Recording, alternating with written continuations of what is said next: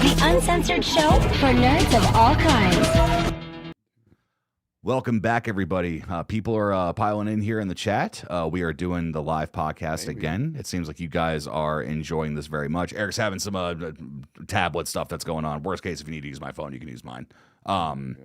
So here you go. I got chat on here if you want to take that. But nevertheless, guys, no, tonight we are going to be talking about our hype songs. And this was kind of a loose term of sorts, but to be very transparent with you guys is that the songs are nothing more than a Trojan horse of us giving that to you guys in the way of that we've got some cool life experiences to talk about, because all of these songs I know for myself, and I know like you've talked about your end as well too, that these are special in their own way, you know. So I'm excited to dive into it and to see what we have to share with everyone. And also, too, guys, in the chat, if you guys are watching live, let us know about your favorite hype songs. What are some songs that get your blood pumping? What do you love to dance to? Like, what do you like if you're at a wedding and a song comes on? I'm sure it's probably Sweet Caroline for a lot of people, but it's like, no, like what's your hype song? What's some stuff that you guys really enjoy? So it's just, man, this is so cool. I love seeing chat on screen. It's, I know. It's so awesome. Yeah, so. dude, it's sweet.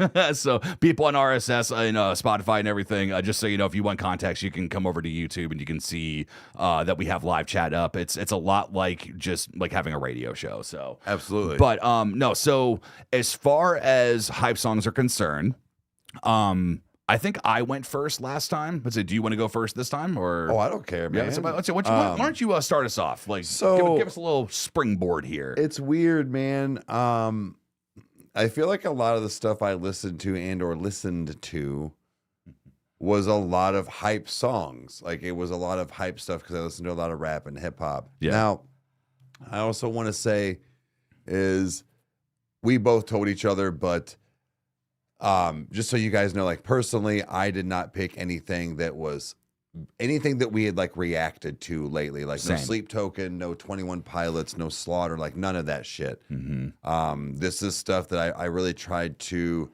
go back and think about scenarios, moments in my life, time frames, summers, whatever it might be for some of this. And in no particular order, this is just what I came up with. I really did rack my brain because, like I said, almost every song had a hard beat, was in your face, kind of whatever. But it's almost like trying to ask me what my favorite breakdown is. You Sure. know, where it's like, I mean, take your fucking pick, you know, so, but. in no particular order, one of them was Master P's Make 'Em Say, Now, so his was like his like trademark thing. But anyways, there was this song where it was like almost everybody, like for the most part, on there was like a feature. So it was Master P plus everybody as a feature. Mm-hmm. And it was just this super hype song.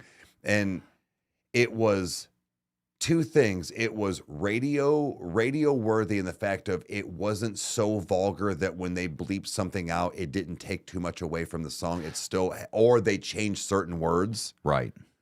But it also lent itself to be this just kind of like, I don't know, just rap fucking hard ass song at the same time. Mm-hmm. It was almost like an anthem. A lot of a couple of these songs had this very almost like anthem-y feel to it, where when you listen to it in a car or whether you were at a concert or whatever it is, it was loud and intense, but in a good way. Yeah.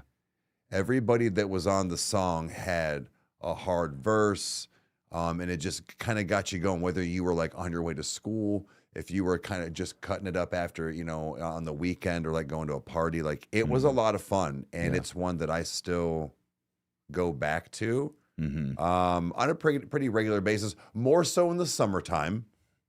A lot of these have a very summer feel to them, if that makes sense. Like I feel like a lot of hype songs have a summer vibe to them. Well, I think that with the way that you've always described a lot of the rap music and stuff that you've listened to is that you always bring up, you know, Jerry and Aunt Chrissy, Mm-hmm. and that kind of vibe of, listening to loud music in the car. And I think that it was, during that time when people thought, oh, if I get big speakers in my car, it's going to sound like a concert. It's like, no, that shit's got to be dialed in proper. It does. You know what I mean? Like, there is a true art to having that kind of a subsystem. 100%. And actually, I'm curious, audience, who all had subsystem stuffs in their car? Because I know for a fact CJ did. I think you had yours. I still I got to put my 12s into my Jeep. They're still in the Nissan, but yeah, no, and that's just I don't know what you specifically have or like what you as far as a hype song, but I didn't have them on here tonight, but like Linkin Park, but it was just like yes, like kind of all of Linkin Park. I remember Linkin Park being such a just hype band, and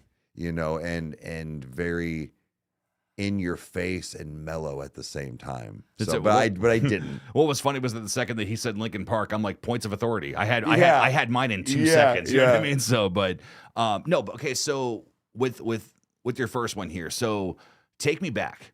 Take me to like do you remember the first time you heard this song? Do you remember what it was like, who you were around, or is there more of a predominant moment that shows up for you where you're like, no, man, this particular thing, like maybe 2 years after you heard it or something? Well, like, what really stands out to you? What made you pick this one? So there was a lot, like, so no limit was like huge. So No Limit Records was the record company Master P built, and so like that was the thing, like the charms, everything. I used to have a No Limit chain, but so I was like 13, 14, so it came out in 97. And I was with, Aunt Chrissy and Alan and everybody, but I also remember people that we went to the Grace Brethren Church. There was some kids that I went to like at the youth group that we had like the No Limit stuff, like in the earrings and stuff, and we listened to it. Yeah. And it was, to me, it was that thing where this was the era, like even on like the cover here, like basketball jerseys with the t-shirts underneath and the big the shorts and stuff, like that was the era. So it was cool to see other quote church kids doing the same thing, like and they got into that, or that they were allowed to. I wasn't allowed, mom didn't know, but right, like, yeah, I mean, maybe she did, but yeah, right, so mom can confirm whether or not she knew, but yeah. there was just something about this. I knew that No Limit had this gutter vibe to them, but also this radio feel. So hearing it for the first time, it was, and it also came on, I'm pretty sure that album came on an orange CD case. So it had this like just vibrant look to it as well. Like you knew it was the Master P album. Yeah. So it was one of those. It made you feel good, man.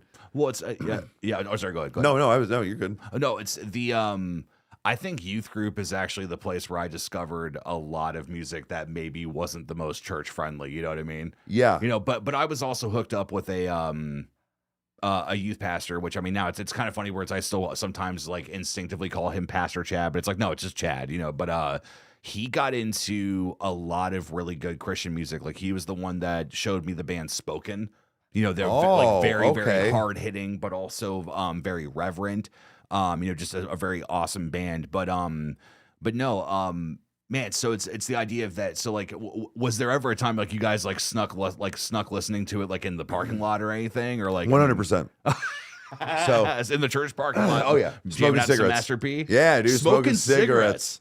Yeah, dude. So like I remember Bo. He was one of the dudes. He was like 2 years older than me. We had his, what was it? I don't know, but he had a system, and I remember it was like me, Susanna, and stuff, because like all those couple years that we were there, we would drive around and listen to stuff, smoke cigarettes, and like go to like Subway or like Taco Bell and stuff. Especially when we would do Judgment House. Oh, sure, yeah. So yeah, dude, we would all. For sure, we would sneak off and do that. Like, that's what we did, man. It's what I got into, and it wasn't to be like, fuck God in church. It was like that's just what I did, man. So it's actually let's see. Averlyn actually has a really good question. So, what is your favorite song by them if you had to pick? By Master P? Yeah. Or like No Fear or like anything like that. Out of all that, is there anything that like not just like your favorite hype song, but like maybe like a favorite song in general? You got any of those? So as far as that would be, it would either be probably Make 'Em Say or Bourbons and Lax. Now again, that's with other people, but as far as like even like a solo song, maybe then probably Mr. Ice Cream Man. I actually showed you that one. That is an old it's an old reaction. song. Yeah, it's an old reaction. Yeah, but Yeah. no. So that would be probably mine. But yeah, there was just a lot to it, man. Like those songs, a lot of these songs. That's probably the oldest one on the list tonight, but they go back like into the mid to late 90s and early 2000s for me, and it's very much this. Like I remember the sun on my face, or like what that winter felt like, or like what I got, like, or who I was with, or like, there was or what was the style of clothes. Like even that's what I'm saying. I remembered the fucking gold tank for No Limit, and then the Jordan jerseys with the white t-shirts underneath with your Jankos and all this. Fuck yeah. I smelled like Tommy Hilfiger and like Cool Water and shit like that. That was the fucking thing, man. Yeah. Like, bro, you don't even know. Yeah, it's just, dude, it's especially like that type of get up and everything, like that was so synonymous, especially like whenever you see, like dude, people can knock on 90s, garb and everything, like especially like, I think like the pink windbreakers and things like that. But dude, like not to sound stereotypical, but dude, I miss it, man. Like I miss that. Like there was something about watching the Mighty Ducks and when they would have like that tie-dye kind of looking shirts and stuff, and it was like like not to be funny, but like depending on your skin tone is how those colors would be complemented. Correct. And everybody had their own unique look. They did. It was kind of like, no, like we're all gonna follow something, but we're gonna do this. You know what I mean? So absolutely, like that. But yeah, that's just, man. Y'all got me going back to the youth group and think about like, fuck yeah, we're smoking cigarettes, dude. Marlboros. What's funny is that I actually have something that's kind of related to that in some way. Okay. So guys, I don't want to paint this as I am a fan of this band as much as like knowing like where I have a deep understanding of them. This is really the only song that I know. We've reacted to Beartooth, obviously, so it's one of those where like we have, all right, like it's like some different like singles and stuff we've listened to. But in the comments, do you remember seeing when they said, "Oh my God, I remember when Caleb was in the band Attack Attack"? Yeah. I actually have an Attack song on here. It is an instrumental, just I want EDM, I wouldn't say dubstep, but it is this amazing hype song. But I found out about it because of Word of Life Bible Institute. Really? It was, dude, it was kind of a weird story because it was they would always play this specific song when it was kind of like, all right, get up and move and do this thing. Now, the thing about Word of Life is that their rules were very strict of like, you couldn't have beards, you couldn't do this, you couldn't do that. But the main thing that they were like, no, absolutely not, was no dancing. You were not allowed to dance whatsoever at all. Like it was like their like main thing. This is not to shit on them, but this is just to give context as to why this song is so special. That was the one song they let people groove to because there was a very specific dance to it. And at first, I thought that it was going to be kind of like, oh, God, this is the one thing we're allowed to do. Yeah. Bro, I got into a pit of people, and the sound system was going in this auditorium, and it was the whole idea that you would do this dance move of 1, 2, 3, 4, 1, 2, 3, 4. And it was this specific moment during the drop before it kicks right back into everything where it would go silent. We would all jump in the air and clap at the same time. All of our feet would hit the ground when the kick drum would kick right back into the breakdown. Like, dude, it was such an amazing experience, and I had it happen at a Bible college. Like, dude, it was like, it's something that has never left me. And I remember on my this is gonna be funny, on my iPod that had all downloaded illegal music that I stole from somebody else's library of downloaded music, there was a lot of Attack on there.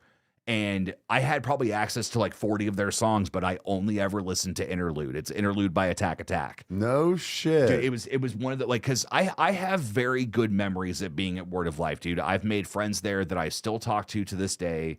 You know, I've seen how the people that, you know, have struggled with faith like I have and the path that they've taken. And, you know, it's like, you know, whether it's friends of mine that have, like, you know, come out, or if it's been friends of mine that, you know, have pursued music or different things. But I can guarantee you that if I talked to any of them and said, have you listened to Interlude since? And I'd be curious to see what people are like, bro, for real, I have, you know. And it's just, that was such a fun time. It was something that, like, I did not expect to have that fun of a dancing experience in a place where dancing was not allowed. You know, and it was something that, like, it's very close to me, especially because the last day that we were on campus doing our thing, we got up on the stage and we all jumped off like 5 feet and clapped and landed and did that. Like it was like stuff like that where it's simple. It's like, it's not like, there's not a lot of texture to it, I guess you would say, as far as a story, but it's more so like these moments in life where I knew I needed to pay attention, because it was kind of like, this is the last time I'm seeing all my friends. Sure. You know, one lives in California. I had even my buddy Shin from Japan. Like, I mean, he was someone that I roomed with for a little while. You know, it was all those kinds of things, like just a lot of really good memories, and just something that, you know, I can't listen to it the same way because I don't have my buddies to dance with. You know what I mean? Sure. It's that type of deal, but I'll never forget it. You know? I'll never forget that shit. It was so cool. I think maybe that's another thing for me too, is when I drive around and listen to these things, these songs, these memories, it does make me sad. Mm-hmm. I've had days where listening to things like make them say, like, got me emotional, because I haven't driven around in 20 years. Mm-hmm. With these people doing this exact same thing that we did for 5 straight years to this song or whatever it was. Mm-hmm. It's over. Yeah. Everybody has lives, and we all grew up. Yeah. And it's well, I think isn't almost like the kind of the dynamic of that, you know, like, I know when Luke and I were kids that it was like we would sneak off to go smoke a cigarette, and that was like our entire life. yeah. You know what I mean? Where it was like, no, we need to go to, you know, it had a specific name, but we called it Nicotine Park because that's where we would sneak off to go smoke. You know, but dude, like, there's a true testament to that, man. Like, it's that whole thing of like, man, like, my life has changed so much, you know? Oh, in that kind of aspect, 100%. you know? It's until you like view it again, you know what I mean? Yeah. It's just like and shit. That's where I was saying, like, okay, so with the theme tonight of being hype songs, I think this goes into my goal. It's not a dream, it's a goal. A goal. Okay. Is to buy one of these said vehicles that I would drive. There's about 3 different styles, and I'll accept one of the 3. I can be flexible on a color. I don't want to be, but I would like to get as close to it as possible, right? But to buy and buy one of the top of the line stereos to just drive around, to specifically drive around and listen to those types of songs and music and smoke weed. Yeah. Sorry. Now, it doesn't mean I have to be like, be in the vehicle, like somebody be a driver, Right. and go and let's how it was, because 9 times out of 10 it was Aunt Chrissy that drove us. She didn't smoke. Right. It was Jerry in the passenger seat and me and Alan in the back. Come to find out, now Jerry did every once in a while, but again, I'm not trying to condone this, guys, but it's like somebody that was a pretty heavy smoker was okay to like drive some back roads for a few minutes. Sure. Yeah. That he knew. But again, 99% of the time we had a driver, and Mom knew that. Come to find out in the future, Mom knew all this, that she was like, I knew you guys were safe. So Aunt Chrissy would drive either her car or his car around for half hour, and we'd get couple good 7-8 songs in, whatever, and listen to stuff and gas up and get munchies and go get a couple 4Ds and all this stuff. Right. And then we go back to their house and then put more of this stuff on the boombox and stuff. And so to like have that piece of thing to drive around and listen to all of my hype music because it's loud, It's in the subwoofers. It's rap. It's the 808s. It's this. It's Bone Crusher screaming through the 6x9s. The greatest living rapper Yeah. of all time. Yeah. Dude, I fucking love Bone Crusher with every ounce of my being, dude. I know one song. It's all I needed. That's all you need. But like, oh shit. it goes into play with some of these other ones. So again, next one, I guess I'll go with is, I don't know that you've ever heard it. You may have. It's Young Buck, Shorty Wanna Ride. Now, Young Buck was with G Unit. So G Unit was 50 Cent group. Yeah. And then I do enjoy 50 Cent. I like his stuff. so Yeah. I almost threw some of his on here tonight, but again, it was hard because everything, like I said, is kind of the same as far as that feel. But okay. The reason why is this one kind of made the list was this is that not necessarily smoking weed cruising beat. Now it lends itself to be that way. It's got a couple different pocket vibes that like sit there. It can be one of those like smoking, doing whatever, chilling, or you could be like on your way to scoop up a bitch, go do your thing, or you could be going to whoop somebody's ass, dude. It carries you through everything. Yeah. Yeah. It's one of those that it's just got some nasty 808s in it. And Buck's just riding this beat the whole time, just kind of like he's just one of these, and he is in the car just doing it the whole time because it's fucking fly, dude. Yeah. And that's what it was. When you listen to songs like that, for me, no matter if you were in the middle of LA or in the middle of Ohio, like you were just in it for a second. Yeah. You felt good. You were hype. Nothing mattered. Didn't matter if a cell phone bill was late.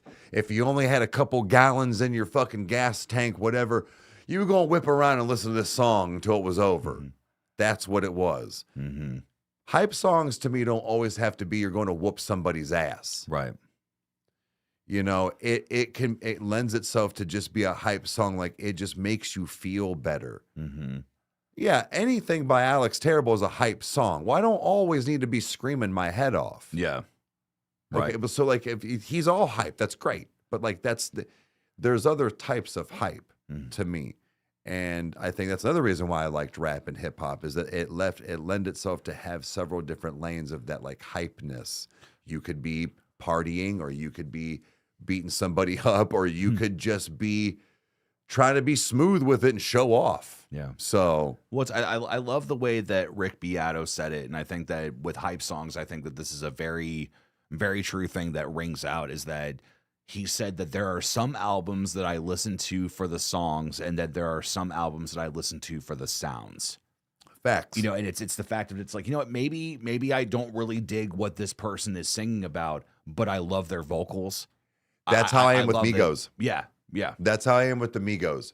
I don't feel like they have very good substance as far as like hard bars all the time. Yeah. They say some interesting things every once in a while. They're very much like what I consider like an ad lib group, where they say things, but then like they ad lib a lot of like their backgrounds or like their harmonization or something like to go with it. Yeah. I know that the couple songs I dig is, you're right, I listen to it for the sound. Mm-hmm. Bone Thugs and Harmony is the same concept. Now hold on, but they have more than just the sound with it. They have both for me. Migos is just the one thing. It's junk food, and it's filler. So unfortunately, in kind of like not the good way, but I still dig it. Yeah. So yeah, man. I think that especially with, like, I think that the main thing that's always carried rap music, especially too, like my friend Donovan that I grew up with, we used to ride in his grandmother's car, and she would let us blast, all kinds of really offensive music. Yeah. And I remember that the way she said it was that she said, no, she's like, every generation has their music. And every generation has their, like their controversial stuff. She said, Elvis was mine. People, if you listen to Elvis, it was evil. He's moving his hips and everything. And she said, the rap that you and Donovan listen to, one day will be looked back at, respected, but also not sneered at. Look, And dude, yeah. it was amazing that she had that much of a foresight of things. Where I'm like, that is one of the most intelligent things I've heard someone say. I wish mom know? would have had seriously. I wish mom would have had that mentality, because I used to think that too, and I would be like, "Bitch, how are you? What did Grandma tell you couldn't listen to that you're like?" And you're like, "It's just Kiss." Yeah, yeah. Yeah, Mom, this is just Bone. Well, yeah. What did Mom say? She said if I told my mother I wanted to go see a flock of seagulls, she would have smacked the shit out of me. Right. You know, it's like, but like that's the thing, is that like, but Mom knew what Flock of Seagulls wasn't. Yeah. It kind of goes back to, what was that, Will Smith? The parents just don't understand. Uh-huh. You know, like, well, they don't. And like, but I try to do my best. No, I make my kid listen to Falling in Reverse. Like, Right. you know, no. Well, hold on. Natural Ginger just said something. I want to call this out for Hype Song. That's Life by Sinatra. Dude, fantastic choice. Oh, sick. Holy All right. shit. I'm gonna have to check it out. That's life. That's all the people say. Oh, yeah, yeah, Like, yeah. it like gets that really big ending. Like, and I, See, you know, that's so what I'm it's saying. nuts, man. That's what I'm saying, is that hype songs don't need to just be like coming with a baseball bat and Sure. doing, like, that's not what it always is. Like Mhm. hype songs, there was a lot of Linkin Park songs that were hype songs, but were very like emotionally disturbing. Mm-hmm. Yeah. You know, Breaking the I Habits. literally was just thinking that beat. Yeah, when you said that. Yeah. Breaking the Habits about beating his wife. Yeah. Well, wait, really? Yeah. I thought it was ambiguous of him just talking about like just anger and like just everything. Like, I heard it was about him and his wife going through domestic stuff back in the day. Really?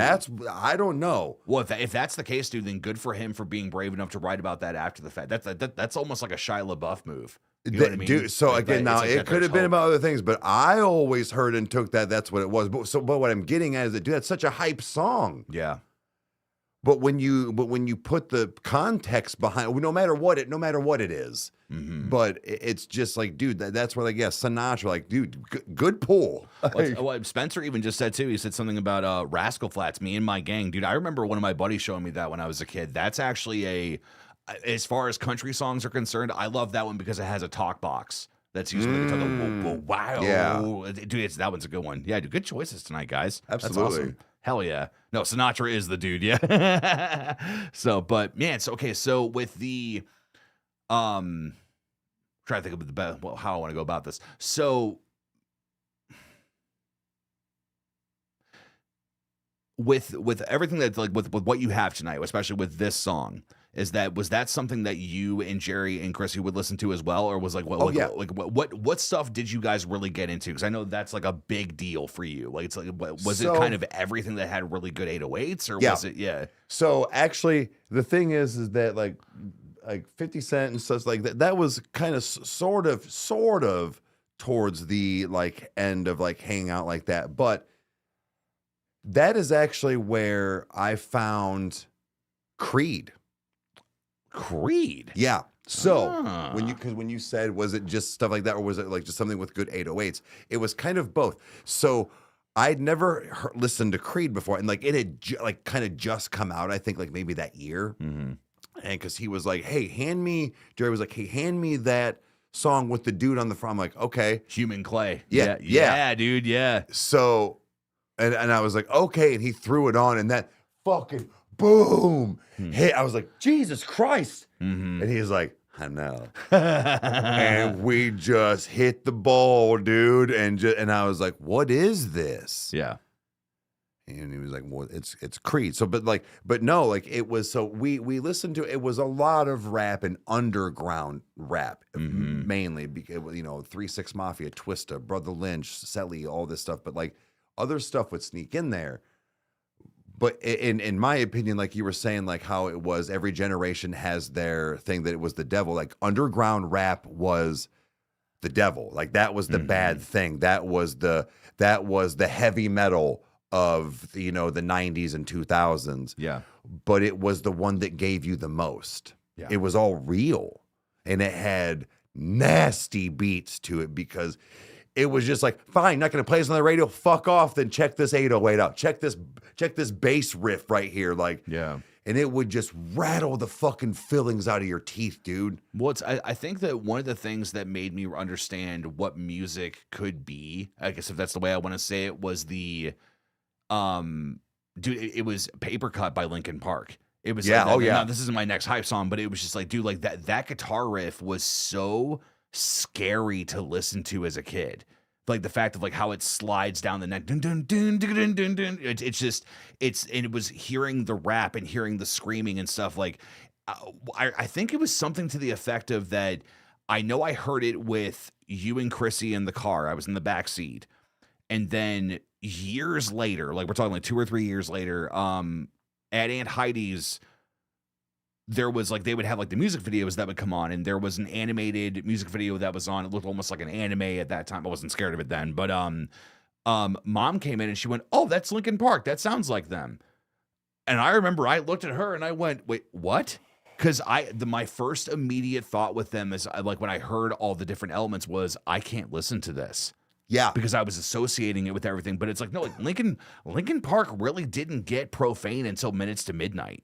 They didn't. And well, yeah. they also kind of had that mentality of like Nickelback. And what I mean is that he said fuck and shit a couple of times. There really wasn't any parental advisory because it was used in a like a almost like sentence enhancer, if you will. Yeah. It wasn't to always just be in such a it wasn't to be vulgar or like over the top. I saw somebody in here saying Beastie Boys. Beastie Boys, guys, I did not get into Beastie Boys Same, at all. Like at all. To me, I'm so sorry, guys. That was cornball rap. Same. Oh, I'm gonna get crucified here. Same with Run DMC. See, I don't know Get the enough. fuck out of here. Like the thing is that the only people are probably gonna crucify me for this too, so we'll take the beating together. But dude, the only Beastie Boys songs I know are "No Sleep Till Brooklyn," obviously, but then you have there's a music video of them like that. I think they're being followed on the street, and the three of them are doing their thing. But then there's also like a side profile of them on one of those swamp boats with the giant fans, and they're like fishing and beating each other up. It's like random moment. Like I could not tell you, gun to my head, I would not be able to hum you a melody of any other Beastie Boys song besides Brooklyn. You know what I mean? only know you got to fight for your right to party. No, right, yeah, right. And, no, that is the other one. Okay, and yeah. my mom threw away my best porno mag. That's like the only stuff I know. Like, I'm sorry, dude. Fuck Beastie Boys. Fuck Run DMC. Fuck, dude. It was lazy fucking cadence, bullshit bars. How the fuck did we get people like Eminem and fucking 50 Cent and all this shit when that's what we had to fuck? Cool in the Gang. Oh, This is what we had. Oh, this is going to be the video that will go viral. This is the one. They're like, boy, you got to hear some bullshit that was said on the game. Bro, I'm sorry, but like, dude, I can't stand it. You mean to tell me that was the coolest beat your producer could come up? Fired. The fuck out. The fuck out of my studio, dude. Oh shit! I'm waiting for it all to pour in, dude. This is Oh, great. me too, because I'm love gonna it. get nailed, dude. Well, I mean, again, it's one of those that like I would be interested to hear them now, you know, like as an adult because No, dude, I have. What, Still gross. well, see, but this is I am talking about myself. That way I can say if they're gross, you know, because then I'll agree with you and we can both die. But but no, it's because again, there's been some things that, you know, like when you grow up that you know, it's like that you think that they're fever dream, or you're kind of like, dude, I don't know if this really happened. For probably about 10 years, I didn't. Takes off earring. Yeah, it's sorry. That's good. No, but like, dude, like I didn't know if McGee and Me was a real thing. Oh my god, Like, bro, McGee and dude, Me. I found the opening intro for it. I think actually, ironically, when we were doing a 90s episode of the Kyle Wright 425 podcast back in the day. And I threw on that for like a 90s ambience to get us in the like the mood for like, you know, all right, let's talk about the good old days. And dude, I got emotional, you know, just because Yeah. it was that thing of like, fuck, like this stuff really did happen. But my point is that like Beastie Boys is very much like a fever dream for me. Like I remember random times of like when cousin Scott and I would be over at Grandma Dora's. We'd be in the living room before she would be up, and then we'd be watching like any, music we could find. Right. And she's like, "Oh, we were watching Homer Bound," So Gopher Hole. yeah, right. So, but anyway, so all right, we need to move on. We'll move on to the next one. But yeah. Okay, so my next hype song that I thought very hard about different things that either caught me in the moment, and this next one has a funny story with it, but it's more so just the feeling of the song and where it landed on this record. And this is actually the last album that I purchased a physical copy of. I remember exactly where I was. I remember how excited I was to take it home. No, that's a lie. Second to last. There was one more after that, but same band. Green Day had just released 21st Century Breakdown, which from when them doing American Idiot was that got turned into almost like a rock opera. It's a live Broadway performance because there are characters and it's like you follow it through the album. It's one of the reasons why Jesus of Suburbia is such a unique song, because it has no chorus. It's a production, it's like formed in that kind of way. But 21st Century Breakdown, whereas American Idiot, they kind of, in my opinion, discovered the Broadway aspect a little like after the fact. 21st Century Breakdown is a full-on musical, but it's Green Day. Like it's like each song tells a specific thing of what's happening in the story. I'm not familiar with this one in particular because I didn't dive deep with all of them, but dude, Horseshoes and Hand Grenades off of 21st Century Breakdown is probably the best riff that Billy has ever written. Hands down, period. I'm going to be real honest with you. I only know their hits. I'm not a big Green Day fan. Okay, fair enough. Yeah. No. I guess I only listen to rap. And it weirded me out that Aunt Chrissy used to have all their albums. Yeah. Because I'm like, why do you have this? It was one of those, because me and Alan were the same. Like, you didn't really listen to anything else. It's like, why do you have this? But oddly enough, I don't know anything other than their radio hits. This one would definitely be up your alley just because of it's the very first lyric will get your attention because of the buildup. It's him screaming into a bullet mic, "I'm not fucking around." And it's got this driving nature to it that is very, it's kind of almost similar to one of their other songs on it. It's a song called East Jesus Nowhere, which Billy had a side project that was a little clankier and kind of dare I say, like what I would call their old school punk. Okay. That he was doing, but it was a group called Foxborough Hot Tubs.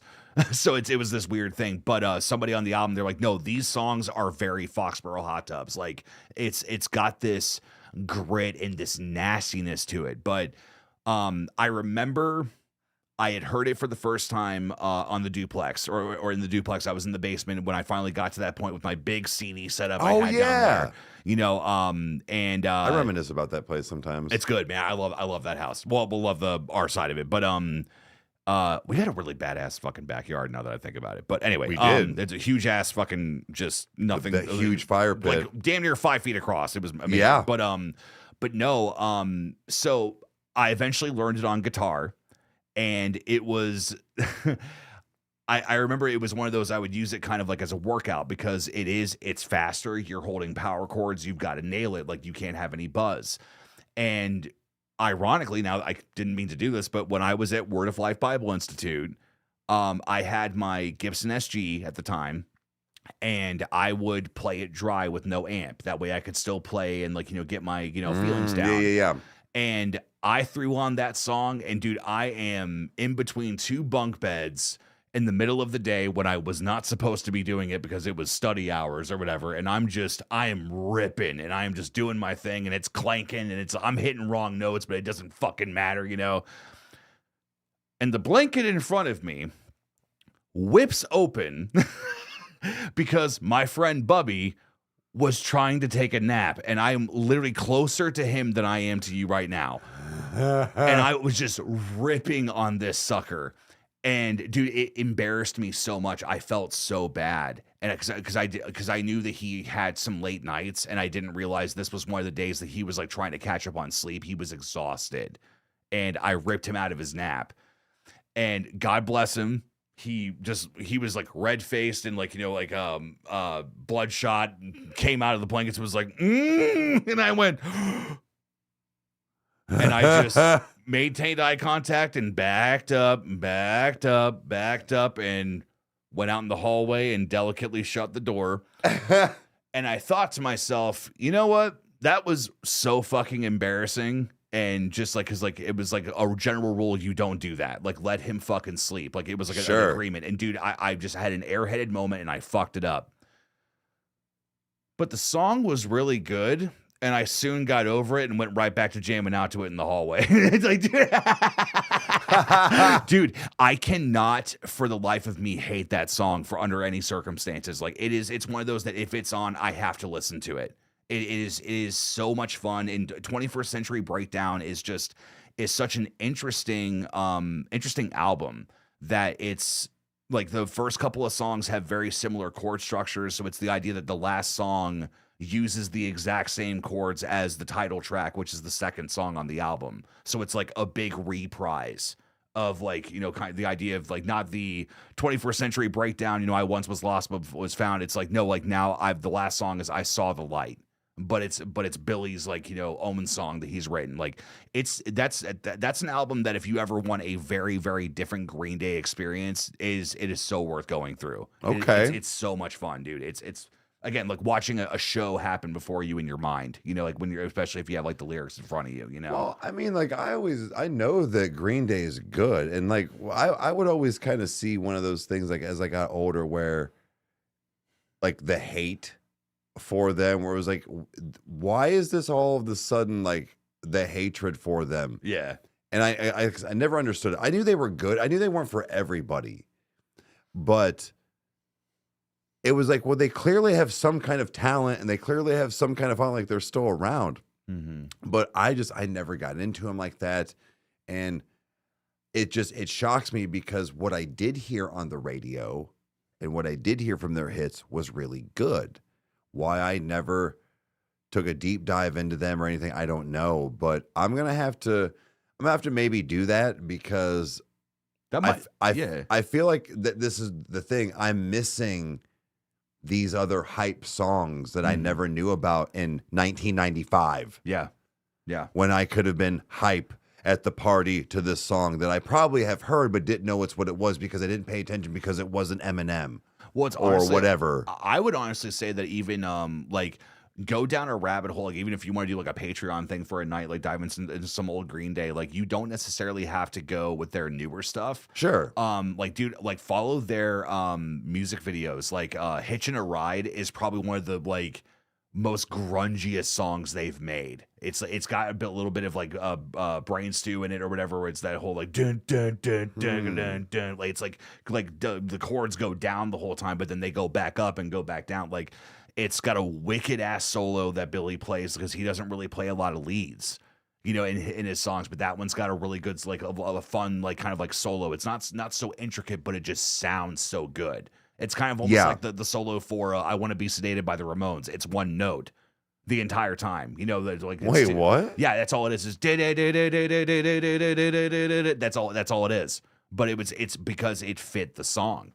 And it's like it's iconic, know. So, but it's because again, to me, it's one of those that guitar solos don't have to be intricate to be iconic. You know what I mean? So, but that's the kind of stuff that Green Day did on their older stuff. So I mean that could be like eventually if you ever want to do like a Patreon like Twitch like kind of deep dive and stuff, you can have some fun with that, man. Okay. Yeah. All right. I mean, like I said, I know they're good. I know they're good. I never gave them a chance. But yeah. Okay. So my last one. I mean, I know I have more I can throw on here if we still have time. Yeah. So I think we're good with our last two here. So what do you got? What are yours and mine? Yeah. Okay. Yeah. So. This is, I was like 20. I think it was like 2003 when this came out. And this guy is more of like a 2 or 3 hit wonder, if you will. Huh.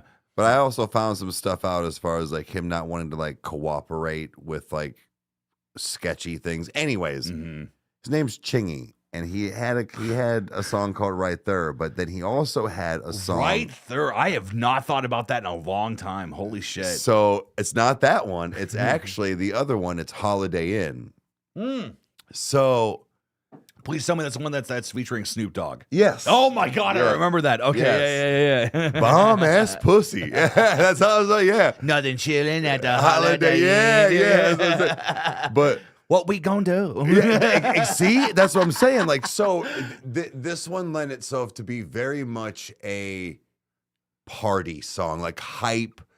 You're going to drink some brews. You're going to fucking Someone hang out is with dying. Yeah. You're going. A beer bong's coming out. There's going to be 30 motherfuckers around. There's going to be a titty over here. There's going to be somebody in a fight over here. There's going to be puke in the bathroom. There's going to be. It's a fucking party, dude. Yeah.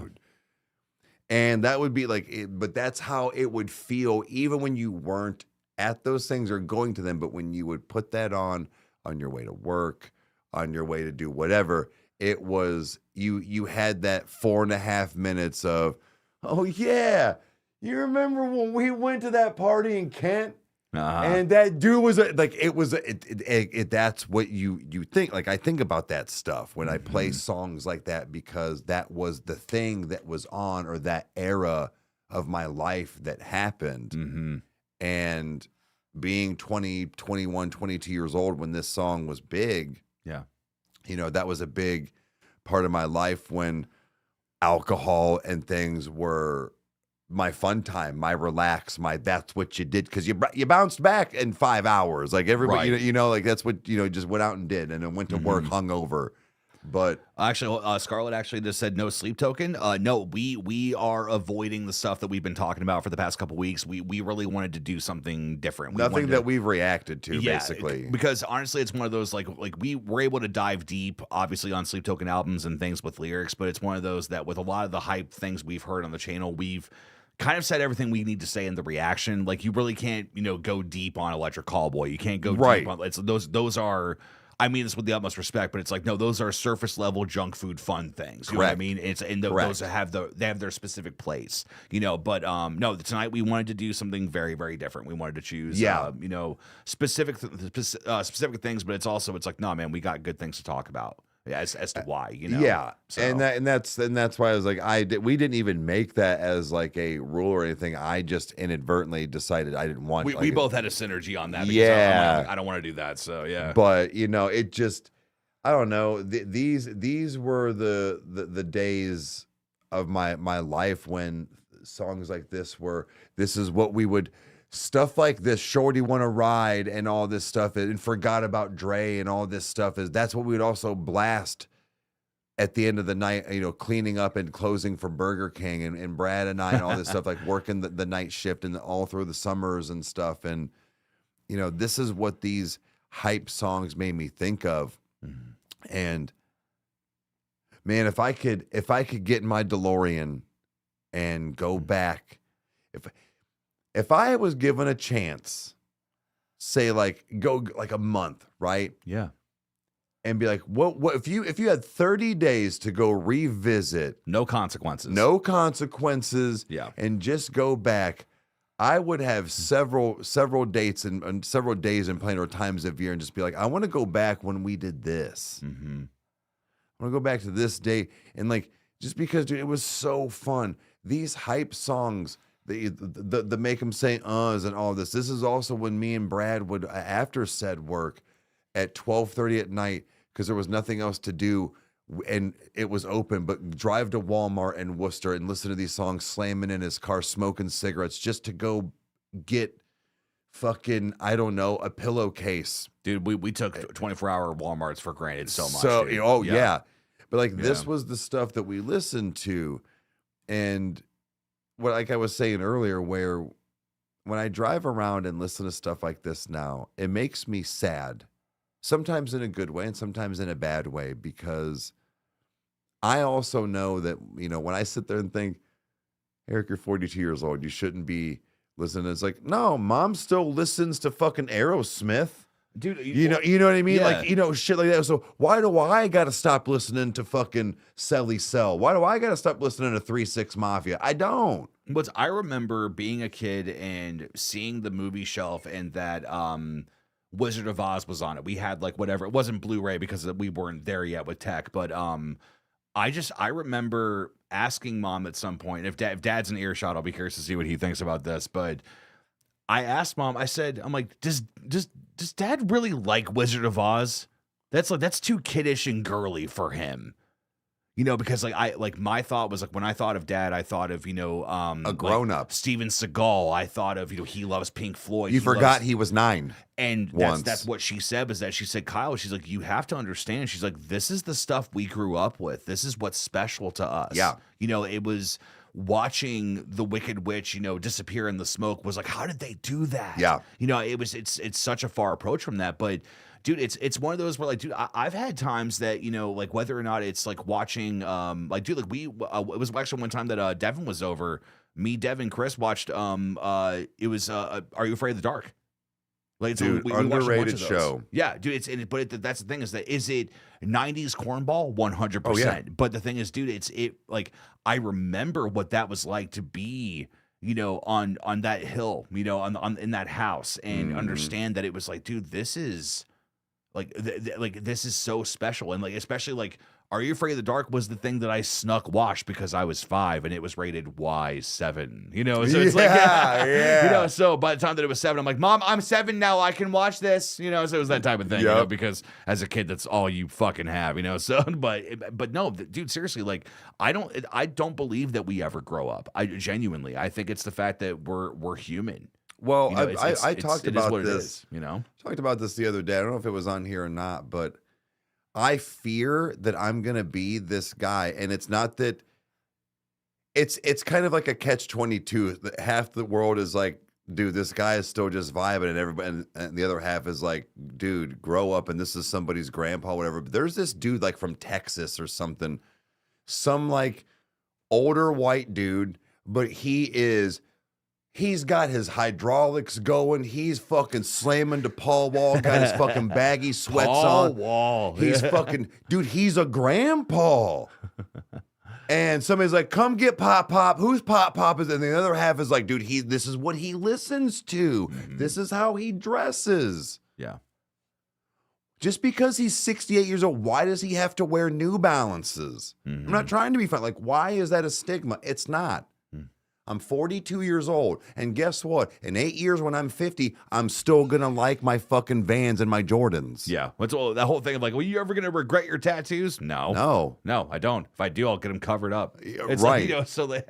But it's just I fear that that's what I feared that I was gonna be. That dude that is on TikTok and stuff. That's this quote grandpa that's listening to this hardcore rap, knowing all the words and dressed fresh as fuck. Yeah. Why is that a corny thing to do? Gene Simmons still dresses up like a demon. So, right. Yeah. Right. So it's I'm trying to let that go because I had this for a long time where it's like, well, dude, come on, man. You gotta stop doing this. You are a father. You are, sort of even a public figure to a point a little bit. There was all this stuff that has gone through my mind, and I'm like, fuck them. Fuck the teachers and fuck all this. I don't give a shit, dude. My kid likes to listen to fucking Ice Nine Kills when we drive up to the fucking drop-off lane. Yeah. My kid likes to listen to fucking 50 Cent. Whatever, this is the way it is because I like that stuff. And when I go to pick her up from the school and I'm dressed it's not because I'm trying to fit in with the kids in high school. Motherfucker, I've been dressed before you even thought of. Yeah, right. Yeah. I made that style. My fucking hairstyle back too, motherfucker.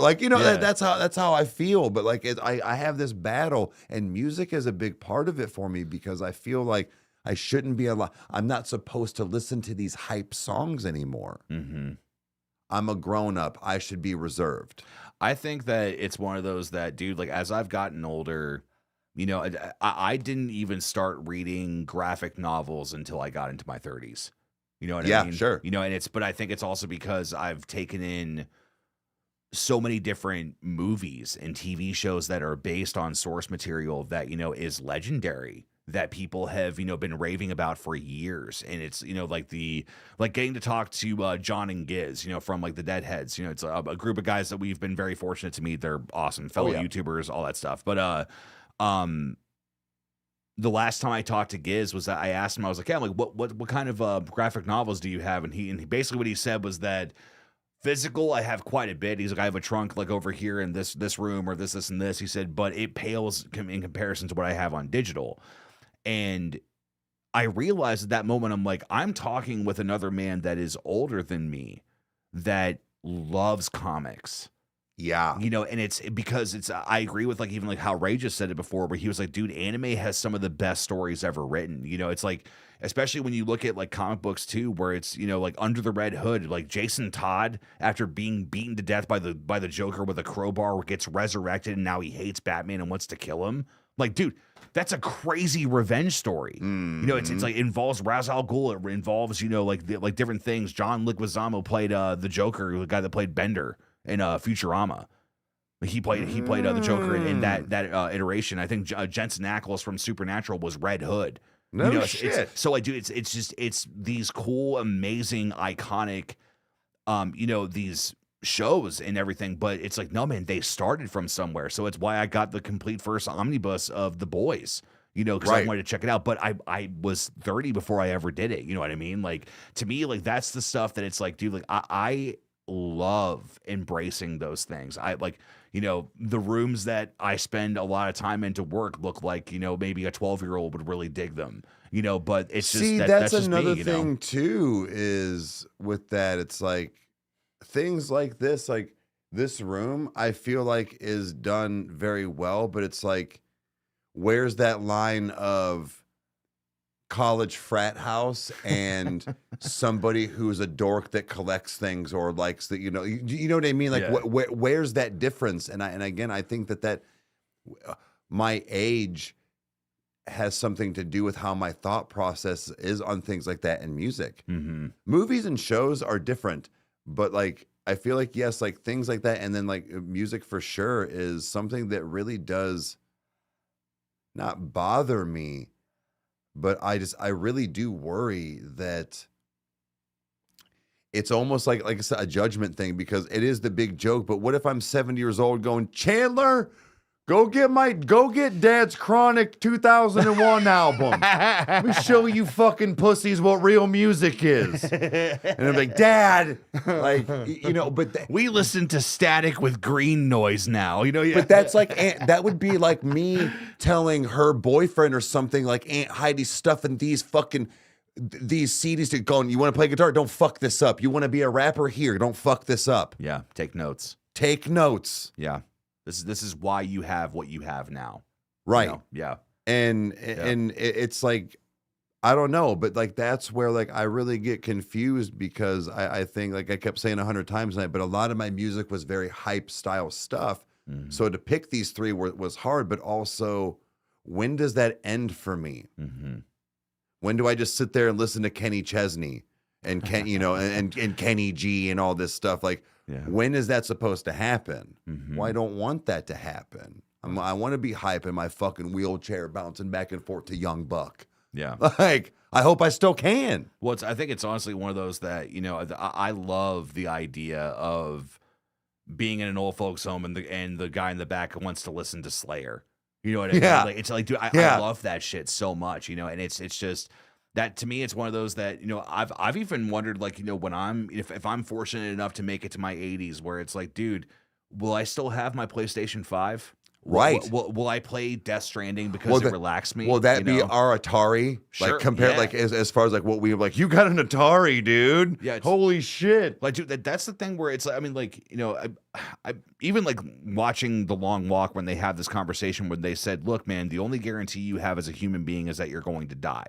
You know, there's no other guarantee that you will be successful. Oh, death and taxes. Or what was the original name of the Christmas story? It was Good Tidings and Cheer to All the Rest of Us Pay Cash. Yeah, you know, but yeah. no, but dude, it's it's one of those, like, I've really thought about that. I'm like, man, I'm like, will I end up, in a place where, like, dude, like, how old and iconic will Metal Gear Solid be Yep. by that point? But dude, I'm still gonna play the shit out of it because it's some of Hideo's best writing.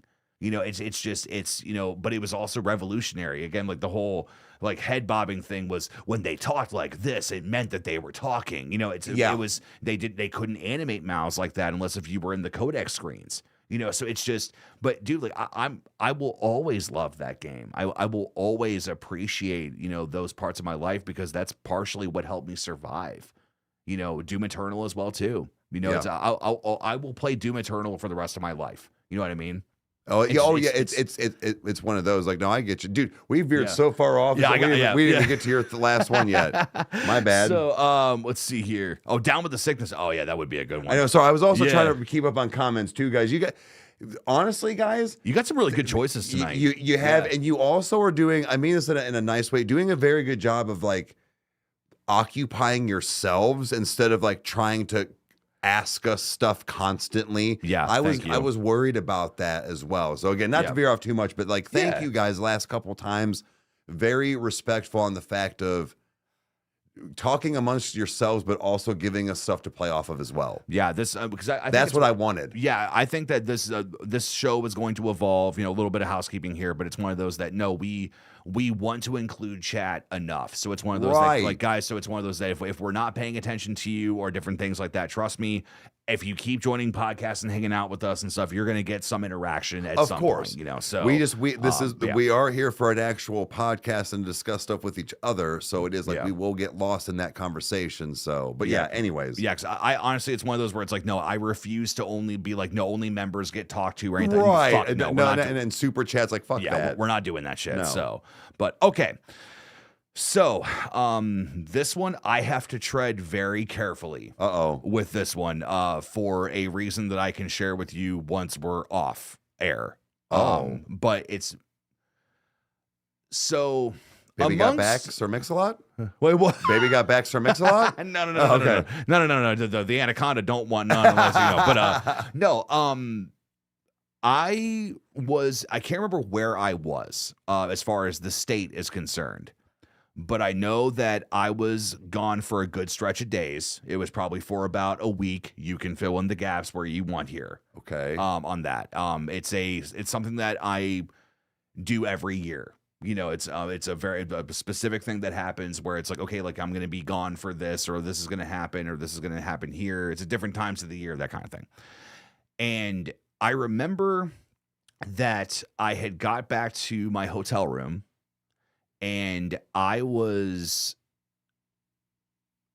desperate in that moment for something fresh. I didn't know it, but I was like, there's certain times like for instance, like when I first discovered Still Worth Fighting For by My Darkest Days, that was a random YouTube notification I got back when I was at Word of Life, and it was like summertime and it was, oh my God, this is the song to get me through summer.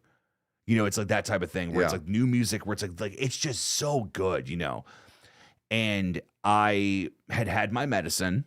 So I was soaring. I was so ready to lay down. I had my there's something weird about sleeping in hotel beds because it's like, especially if you get like a really good high quality hotel sometimes, where it's like the sheets smell a very specific way. Like they're fluffy. It's not your normal bed, which can be good or bad depending on things. But I just remembered I was laying there and I was scrolling through and I saw the thumbnail for this specific song. Never heard of it, didn't even know who the person who did it, because it was a man's name. It was a first and a last name.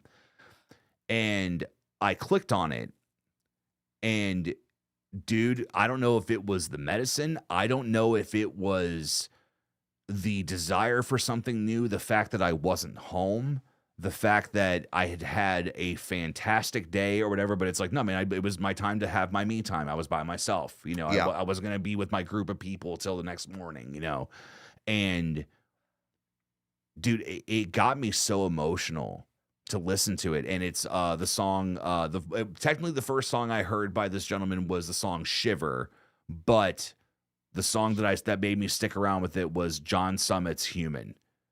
John Summit is a producer. that has worked with different vocalists to like, do like almost like basically EDM like hype songs, essentially, Yeah. like techno songs. And this Human is one of those songs that you like when it starts, you just get locked into it. It's this very like just these hummings are happening, and they're pitched differently, and on the offbeat you hear breathe. It's this very interesting experience, and I got emotional. I got so overwhelmed with hearing technological music because I hadn't heard anything that good in a long time in that genre. Sure. Because everybody makes beats now. Everybody throws things at the walls. They use 808s, all that Right. stuff. Dude, it was just I was listening to it, and the song is very personal. It's the idea of like, no, let me show you what it means to be human. Like whatever you want to do it with me. It's a very like erotic song in that aspect, but it's so beautiful. It's something I've shared with Chris, and it's where it's like this is like a very deep song of that aspect, but it's just like it just feels so right when you listen to it. And it's also that idea of as we've talked about this with our Sleep Token podcast and stuff, but it's that vulnerability. It's a hype song that it's the idea of that I'm opening myself to you. I don't want to be, grotesque, but it's one of those where it's like, no, like when you are intimate with someone, it's the fact of that it's like, no, you are leaving every vulnerability on the table and giving yourself to them. And this is a song that basically says, it's okay. You can give yourself to me. And it's a different kind of hype song. You know what I mean? Sure. But dude, but watching John Summit do it live, because he has his turntables and stuff, and he'll like remix and do different stuff. He comes out on stage with a big bottle of champagne, takes a few slugs of it, sets it down, and hits the first beat, and he's doing it. Like, dude, watching a rave of people go nuts to this song. I experienced that in my hotel bed listening to this when I started to get the good waves. Of when you are sort of like when you're like very medicated, and it was just that moment of like, I could stay here forever. It was just like just laying there and just feeling the beats and feeling everything happen. I've never had an experience like that since, because it was so unexpected, so quick, and so personal, in that moment. It was so wild, and I actually almost didn't talk about it. Really? Because it was kind of one of those, like, it was almost like that Captain America moment where it's like, you want to tell me about John Summit, your first experience? Like, no, I don't think I will. I don't think I will. No, that one's for me. Yeah. But, I did end up, I sent the song to Ron, because him and I, like, we produce music and we do different things. And I'm like, listen to this guy's production. I'm like, this would be a goal of mine to try to do this. And he went, my dude, he's like, that is elite level. He's like, that man knows exactly what he's doing with sound. But it's like, dude, like kind of like Godspeed, man, try it out. Like see what you can make, But I don't know. I don't know if you've ever had anything like that happen to you or anything to that effect. But dude, like that was something that nothing. Not that it's better or worse than any musical experience I've had, but it was so unique. It was so different than anything else I've had happen to me. I mean, I think I've had that happen on several occasions. Sorry, Averlyn. It is Human by John Summit. Sorry. Okay. Yep. Oh, yep. Yes, and there has been stuff with rap and things like that, but it has been with obviously a lot more of it with non-rap and hip hop stuff. And there was the first I Prevail song before we even reacted, which was the Let Me Be Sad. That was actually one of them. But, to go back to a lot of the stuff we've already done is, I think Sleep Token was one of those. Dude, that was something that just... Oh, sure. Yeah.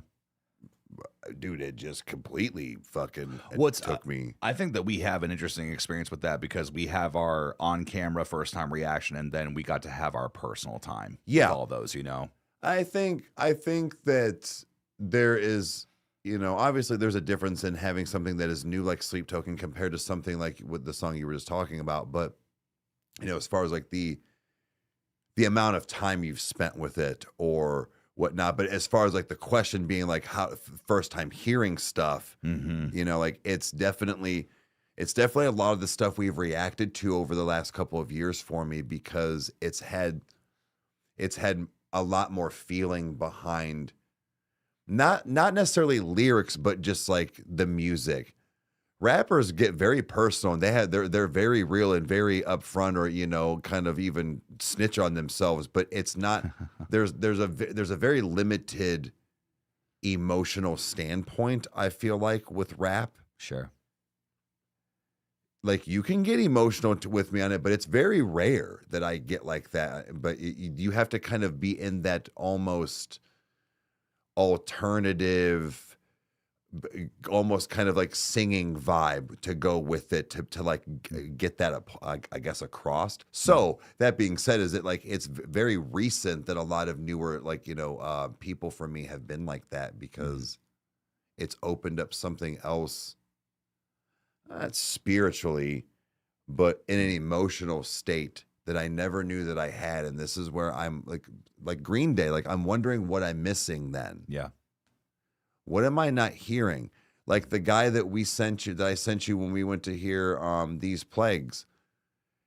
That's what I'm like, there's no way I'm not gonna like blues and jazz. Like, that dude was amazing, and he was just this one guy on stage with his acoustic, He's almost kind of like an amped up, almost like John Gomm in a way. Yeah. And that's kind of what I was thinking too. So it's where it's like, I know that there is this emotion and things like that I'm missing and yearning for in music. Mm-hmm. And I don't know, like I'm hoping I get to find it and keep doing those things, like you said, where it's like, oh my God, like I almost don't know how to take this. Yeah. Well, I think it's especially such a landmark for me, because it's one of those that, like, it's very rare that I have a overwhelming experience like that that's not on camera now. You know what I mean? And Sure. And that's I mean, we've talked that to death of like our feelings on that and everything, when we don't need to fill time with that. But it's one of those that, like, when that stuff happens, it, like, I try my hardest not to miss it, because it's kind of like I something that I found on my own, in a part of my life where I was very alone, like, or like felt alone. You know what I mean? Like, just with, not having a significant other at that time, not feeling good enough, not feeling like that, like really like having the trip as a distraction. And then, when it's that whole thing of like when the night comes, and then, like when the day stops, and it's like, that's, as we've talked about, like, the mind races and it does what it does. And it was kind of it was almost kind of like the Ellie moment from part 2, when she's like, I went out today with Dina and Jack, and we went fishing, we had a fire, we did this, we did that. I didn't think about Seattle all day. It was a good day.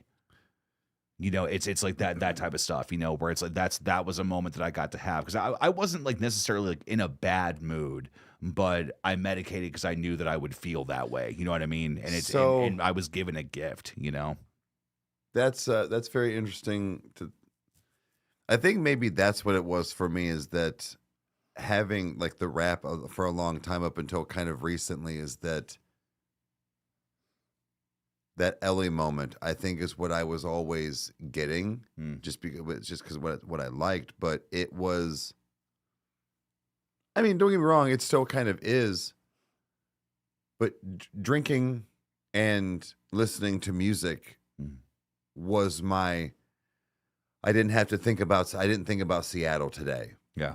It was, I didn't have to think about this thing, or I'm finally done. My mind finally won't think about these things or whatever. John Schuette's here. What's up, buddy? Thanks for being here, man. Hey, what's up? I'm gonna say, but I haven't seen him in a little while, so that's cool, man. It's good. But I think that's where the quote emotional standpoints was with me, with like the rap and hip hop, until like more recently, where I had this. It was the escape for me, because they were my buddies. Mm-hmm. They were my buddies. I would get some cold ones. Maybe a little while later, I got my weed, and then I had my music. I had my headphones, or I had a stereo, or I had a thing, or I went somewhere. I was at the bar, or I was at the thing. I was doing the thing, and we didn't think about quote Seattle, right? Yeah. And that's 20 years. Mm-hmm. I've done that, and did that, where it's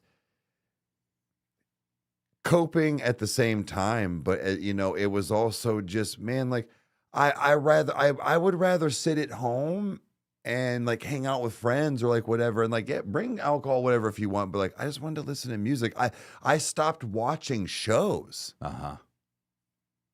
I stopped watching shows and movies like that anymore because I just kind of worked, drank, and listened to music.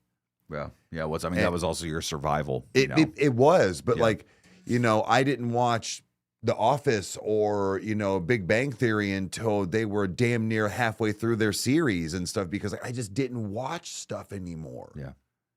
I was a huge movie buff and huge show buff, but something happened in between all that, and it was just like I didn't have time for it, and I really wanted that music. Mm-hmm. And music was that escape. So like that is funny that you put it that way, where it was like, it wasn't a bad day because of this. And it's like, well, that's what I think a lot of this stuff was for me, and why I think I cling to music that I do listen to and get so into the new music that I am into. Mm-hmm. I'm so glad that I get to say, now we weren't there from ground zero, but that I know Sleep Token before they were real big. No, but some people knew them way before that too. But like we knew Sleep Token before they were like a major thing. Actually, what's funny is discovering them when we did was wild. But even hearing Hobbit talk about it, like his buddy Kyle, where he's like, dude, I remember when they were on SoundCloud. Yeah, him being like, I heard Thread the Needle and went, what the hell is this? Yeah, but dude, like, I think that no matter where you come into Sleep Token, it's so. God, I don't even know the right word to describe it. Like, I would say maybe euphoric. It's such a euphoric experience, But dude, I'm for real. I totally agree, man. That's just But yeah, it's just like, dude, like having the opportunity for something, the Bad Omens, maybe even a little bit of the, like, they don't do well for us on the show, but like the Lorna Shores and stuff, like with Will, there's a lot to be like, man, we are now paying attention to these bands that are not on ground zero per se, but are on this level of, dude, these are the next big people here. Yeah. Pay attention. Pay attention. School's in session here. Yeah. Take notes, because in 10 years, it's going to be the, Mom, I get to open up for Noah. Yeah. Like, or whatever it is, like that kid or whatever, whoever it is, like that's the thing, is that sometimes you just know certain stars or bands or whatever it is. And that's just it. Is I feel like I'm pretty privileged that we had the people on the channel to suggest, show, whatever it may be, put in our ear, to even on our own time, to give us such good music or to find things. And I think that's pretty cool, because we've got a lot of stuff to like still go through, I feel like. Yeah. Well, I think it's also just the things in life to discover too. I mean, because that's something I'm trying to get back as well too, is my personal music time, and like finding out what that's like, because it's followed such a different rigid structure, like different things. So like I love my on repeat playlist, but it's just when you get little tidbits of something new, it's awesome. Real quick, Natural Ginger. I already liked it. I don't want to miss it. So for $4.99 says thank you for all. Thanks for all you do, Ginger. It's you, it's everyone in here, and I think this might be a good way to end this. But I think that, guys, like it still blows my mind that we get to connect with you guys in this way, And I talked to Eric about our last episode that we did the last time, where I'm like, dude, like, did it feel forced, or did it feel like this, and this? And we talked about like why it felt that way. But regardless, dude, tonight has been so much fun.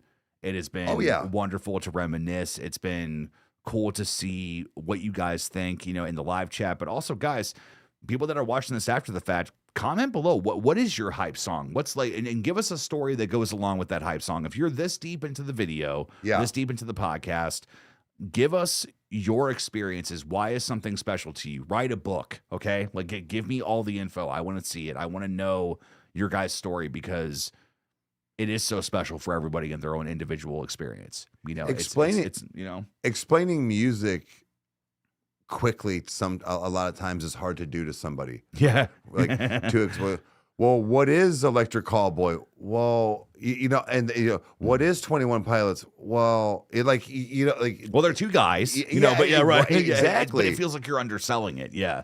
And so like, that's cool. I'm glad that you encouraged the fact of, no, write me a novel. I want to read the story of the thing. Mm-hmm. That is pretty cool, man. Yeah, man. I'm honored to do this with you and hang out with you guys, and it's just awesome. So, but as always, guys, just because we want to plug it every time to make sure you guys know is that obviously if you want a new PC, if you want a good fantastic setup here, Eric's shirt, Roman Hills PC, that's where you can get your a fantastic setup. Joe does amazing work over there. He has been sending us custom builds and showing us what he's been doing, and he's been a busy guy. Yeah, doing some really wonderful things. Also, too, guys, if you like what's going on with the show and if you want to support us in what we're doing, 99 cents a month. It's to be a member of the channel. You get your name at the end of the video, and then you also get the pre-show that we shot before we did this that will be going up tomorrow morning, I believe, is when it's going to go up. But regardless, you get that as exclusive content every week. There's something for you guys, even if it's me on my phone, just yapping to you guys for a little bit about something. But this has been a lot of fun, man. I've been wanting to reminisce. We got very heavy the past few weeks, and it was one of those. It was kind of like, no, it's time to lighten up a little bit. Let's have some fun, you know. Right. So, but regardless, this has been great. So as always, Eric, is there anything you want to say to the audience before we officially sign off until next week? No, just the fact of I'm doing my best, guys, not to just always listen to rap, but it'll always be my thing. People always ask me that. Yes, it'll always be my thing, but I promise you I'm doing my best to not only listen to that. Hell yeah. Branching out, man. Yeah. All right, guys, thank you so much for spending time with us tonight. We'll catch you on the next one. Adios.